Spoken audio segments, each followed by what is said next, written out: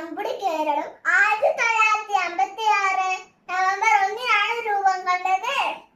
കേരളം രൂപം കൊണ്ടപ്പോൾ 5 ജില്ലകൾ ഉണ്ടായിരുന്നു. ഇപ്പോൾ കേരളത്തിൽ 14 ജില്ലകളുണ്ട്. മലയാള പ്രധാന ഭാഷയായി സംസ്കരിക്കുന്ന കേരളത്തിന്റെ തലസ്ഥാനം തിരുവനന്തപുരമാണ്. പാലക്കാട് ഏറ്റവും വലിയ ജില്ലയും ആലപ്പുഴ ഏറ്റവും ചെറിയ ജില്ലയുമാണ്. ഭൂപ്രകൃതി, കാലാവസ്ഥ എന്നിവ കൊണ്ട് വൈവിധ്യമാർന്നതാണ് നമ്മുടെ കേരളം. വിദ്യാഭ്യാസം, കല, സംസ്കാര രംഗങ്ങളിൽ കേരളം വളരെ മുൻപന്തിയിലാണ്.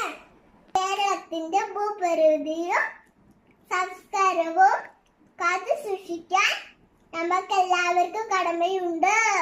എല്ലാവർക്കും കേരളപ്പിറവി ആശംസകൾ നേർന്നുകൊണ്ട് ഞാൻ നിർത്തുന്നു. നന്ദി.